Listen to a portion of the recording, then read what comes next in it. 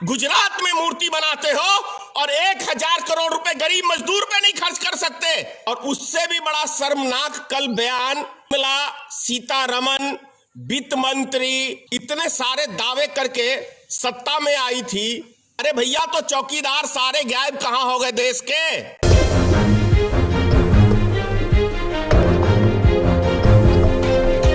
UP के झांसी में मजदूरों के ऊपर पुलिस वालों ने लाठीचार्ज किया। हरियाणा में मजदूरों के ऊपर पुलिस वालों ने बेदर्दी से लाठीचार्ज किया। महाराष्ट्र बोल रहा हूं, गुजरात के अंदर पुलिस वालों ने बहुत ही बेरहमी के साथ पुलिस वालों ने मजदूरों के ऊपर लाठीचार्ज किया। यूपी के अंदर बस पलट जाती है, 31 आदमी की मृत्यु हो जाती है। यूपी के अंदर ही ट्रक आमने सामने टकराता है, 26 व्यक्तियों की मौत हो जाती है। लगातार मजदूरों का मरना एक्सीडेंट के माध्यम से, चाहे पुलिस ने मारा, कुछ ये हजम नहीं हो रहा है। हजम इसलिए नहीं हो रहा है कि जो सरकार इतने सारे दावे करके सत्ता में आई थी देश की तकदीर बदलने के लिए, और वो अचानक से 5,65,000 कंपनियों को बंद करने का काम करती है। उसके बाद अचानक से लॉकडाउन करके पूरे भारत की जनता का काम काज ठप करने का काम करती है। अचानक से डिसीजन लेके नोटबंदी करके पूरे भारत का काम काज ठप करने का काम करती है। वो सरकार बेहतर कैसे हो सकती है? और उससे भी बड़ा शर्मनाक कल बयान निर्मला सीतारमण वित्त मंत्री, भारत सरकार का जो महिला है सीतारमण, उसने जो कल बयान दिया है मजदूरों के प्रति, शर्मसार करने वाला यह बयान है कि राहुल गांधी बैग उठा के कंधे पे लेके क्यों नहीं गए। तो आपको सीतारमण जी बता दूं, ये बैग उठाने का ठेकेदारी 5 साल के लिए जनता ने आपको दिया है। आपको इस देश की जनता का बैग उठा के आपका काम है ले जाना। भारत की जनता ने 5 साल के लिए भाजपा सरकार को चुना है और भाजपा सरकार का काम है एक एक देशवासियों का झोला उठाना कंधे के ऊपर। यही मांगा था ना नरेंद्र मोदी ने, मुझे 60 दिन दे दो, 60 दिन में मैं देश का आपका तक। प्रधानमंत्री ने 60 महीने मांगे थे, 60 महीने दिए। क्या कर लिया प्रधानमंत्री ने? फिर से 60 महीने दिए। मैं आपका चौकीदार हूं। उसके सारे नेता भी बोलने लगे मैं भी चौकीदार हूं। अरे भैया, तो चौकीदार सारे गायब कहां हो गए देश के? आज देश की जनता पैदल चल रही है, भूख से मर रही है, तो कहां हो चौकीदार?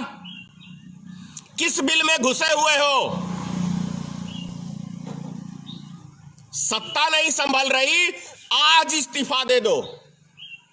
यह देश तुमसे पहले बहुत अच्छी तरीके से चल रहा था। जब भारतीय जनता पार्टी की सरकार नहीं थी तो देश का एक एक नागरिक खुश था।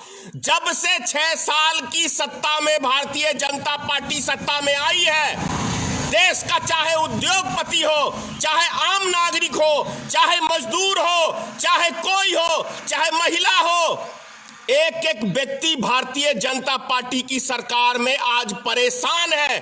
चाहे वो किसान हो, एक व्यक्ति देश का सुखी नहीं है। शर्म नहीं आती इस बयान को देते हुए सीतारमण?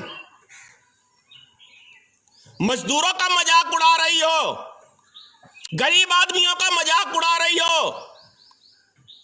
रेलगाड़ी की सुविधा किसके पास है? बस की सुविधा किसके पास है? इस देश की पावर किसके पास है जो आज गरीब मजदूर पैदल चल रहे हैं? शर्म नहीं आता? या बेशर्मी का ताज पहन के बैठ गई हो?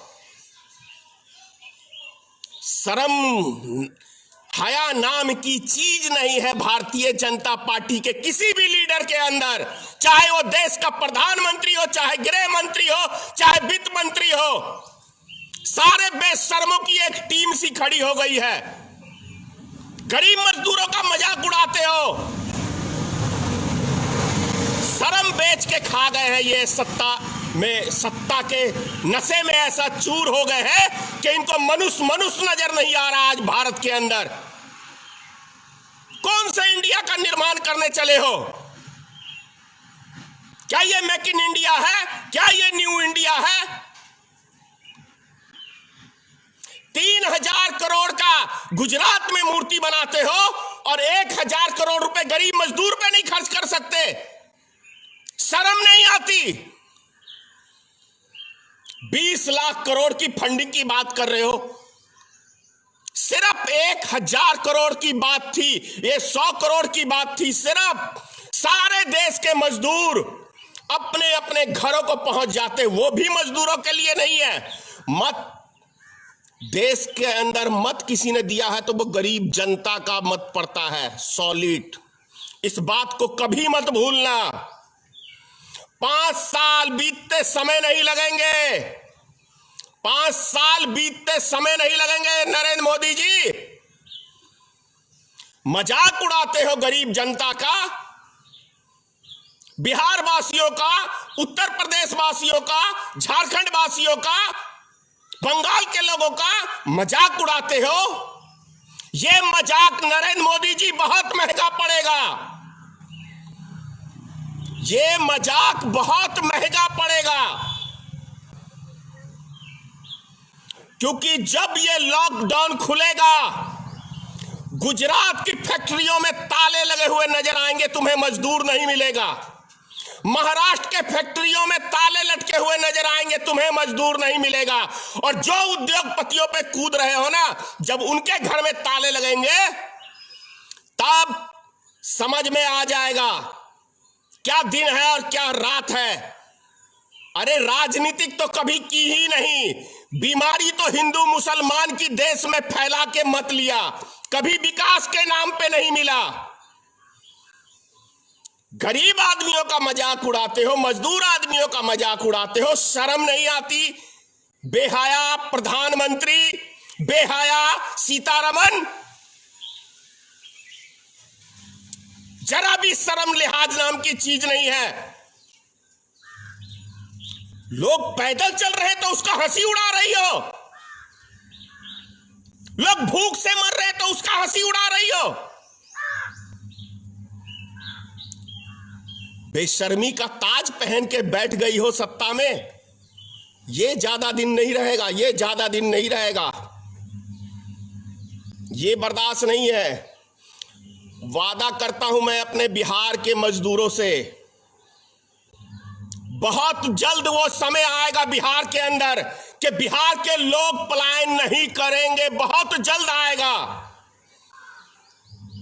मेरे जीवन का एक ही मकसद है कि बिहार के लोग पलायन नहीं करेंगे, दूसरा और कोई मकसद नहीं है। मैं सत्ता का लोभी नहीं हूं, ना ही बहुत जल्दी वो समय आएगा बिहार का कि लोग बिहार के अंदर रोजी रोजगार तलाशने के लिए आएंगे।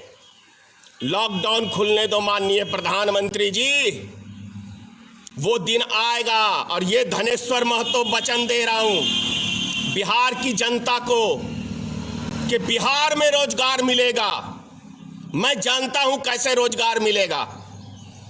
ज्यादा कुछ नहीं कहूंगा, इतना ही कहूंगा। जय हिंद। चैनल को सब्सक्राइब नहीं किया है तो प्लीज़ सब्सक्राइब कीजिए और ताज़ा अपडेट पाने के लिए बेल आइकन को दबाना ना भूलें।